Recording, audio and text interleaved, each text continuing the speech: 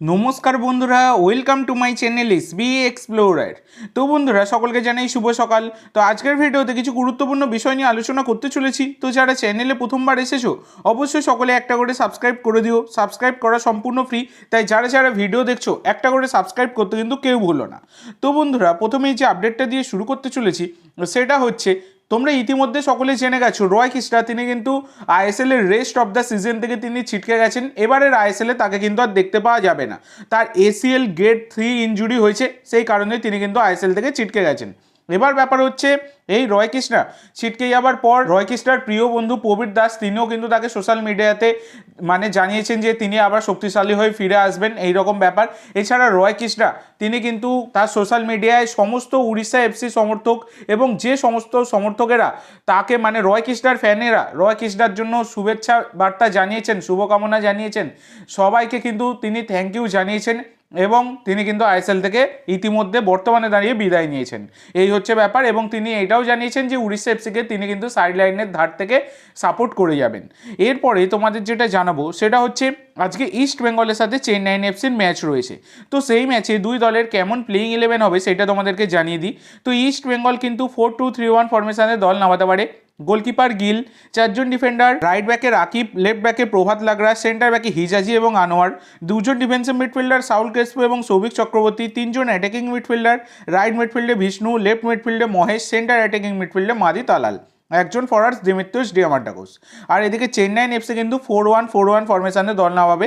Goalkeeper Nawaz, চারজন defender, right ব্যাকে লালডিন পুইয়া, left ব্যাকে মন্দার, সেন্টার ব্যাকে রায়ান এডওয়ার্ডস এবং বিকাশ, একজন ডিফেন্সিভ মিডফিল্ডার এলসিনো, চারজন মিডফিল্ডার, রাইট উইংয়ে খেলবেন ফারুক বা কিয়ান, লেফট উইংয়ে খেলবেন ইরফান, সেন্টার মিডফিল্ডে হামতে এবং সিলস, একজন ফরওয়ার্ডস গিল।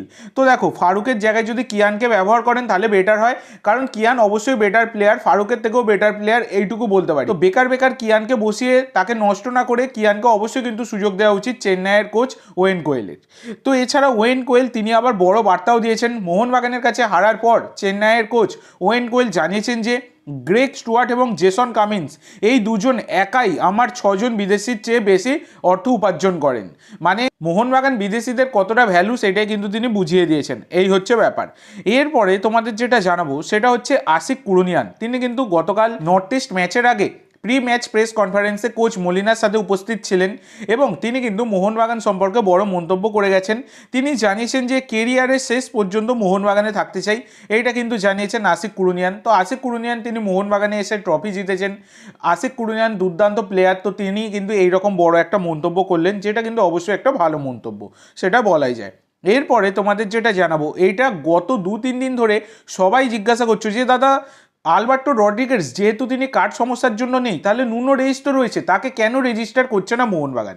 তো ব্যাপারটা আমি তোমাদেরকে ভালো করে বলে দিই। আমি তোমাদেরকে সকলকেই কমেন্টে রিপ্লাই দিয়েছি যে নুনোকে একটা ম্যাচের জন্য রেজিস্টার করা একদমই সম্ভব নয়, পুরোপুরি অসম্ভব। তো দেখো, আইএসএল এর একটা বড় নিয়ম রয়েছে, তোমাদেরকে বলে দিই, তোমরা ভালো করে শুনে নাও। তো দেখো, আইএসএল এর যে নিয়মটা রয়েছে তাতে হচ্ছে, কোনো প্লেয়ারকে যদি আনরেজিস্টার করানো হয় তাহলে তিনি কিন্তু পরবর্তী 12টা ম্যাচ খেলতে পারবেন না, তাকে আনরেজিস্টার করা অবস্থাতেই থাকতে হবে। এই হচ্ছে ব্যাপার। দেখো, আজকে যদি নুনো রেইসকে মোহনবাগান রেজিস্টার করায় আলবার্টো রড্রিগেজের জায়গায়, তাহলে যখন আবার আলবার্টো পরের ম্যাচেই তো সাসপেনশন কাটিয়ে তিনি ফিরবেন, কিন্তু আলবার্টো 12টা ম্যাচে খেলতে পারবেন না। সেটা মোহনবাগানের জন্য একটা বড় ধাক্কা হবে, কারণ আলবার্টো যথেষ্ট ফর্মে রয়েছেন। আর তোমরা যদি বলো দিমির জায়গায়, তো দিমির জায়গায় কিন্তু কখনোই সম্ভব নয়। দিমি কখন ফর্মে ফিরে পড়বে কেউ জানে না, তো দিমিকে কখনোই কিন্তু আনরেজিস্টার করা একদমই অসম্ভব। আর জেসন কামিন্সের ব্যাপারেও তোমরা অনেকে বলেছিলে একটা সময় কামিন্সের বদলে নুনোকে রেজিস্টার করানো হোক। তো কামিন্স কী ধরনের প্লেয়ার তিনি কিন্তু বারংবার প্রমাণ দিয়ে যাচ্ছেন। সাবস্টিটিউট হিসাবে নেবেও তিনি কিন্তু গোল দিয়ে জয়লাভ করাচ্ছেন। তো সেক্ষেত্রে কামিন্সকেও কোনোভাবেই বাদ দেওয়া সম্ভব নয়। এই কারণে কিন্তু একটা ম্যাচের জন্য নুনো রেইসকে একদমই কিন্তু রেজিস্টার করা সম্ভব নয়।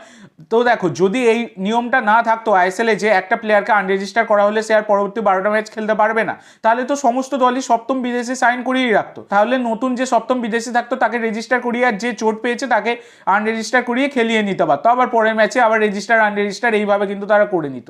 তো এটা তো কখনোই সম্ভব না। নয়, তাহলে তো আর কার্ডের যে সাসপেনশন এইসবের কোনো ভ্যালুই থাকবে না, এই হচ্ছে ব্যাপার। সেই কারণে কিন্তু এই নিয়মটা রয়েছে। অনেকে তোমরা জিজ্ঞাসা করছিলে, তোমাদেরকে আমি কমেন্টেও রিপ্লাই দিয়েছি এবং বর্তমানে ভিডিও বানিয়েও পরিষ্কার করে জানিয়ে দিলাম। আশা করি তোমরা সকলেই বুঝতে পেরেছো আইএসএল এর নিয়মটা কি। তো আজকের জন্য এইটুকু বন্ধুরা, ভিডিওটি ভালো লাগলে অবশ্যই লাইক করো, শেয়ার করো, আমার চ্যানেলে প্রথমবার এসে থাকলে চ্যানেলটি সাবস্ক্রাইব করো আর কমেন্ট করে জানাও ভিডিওটি কেমন লাগলো। ধন্যবাদ।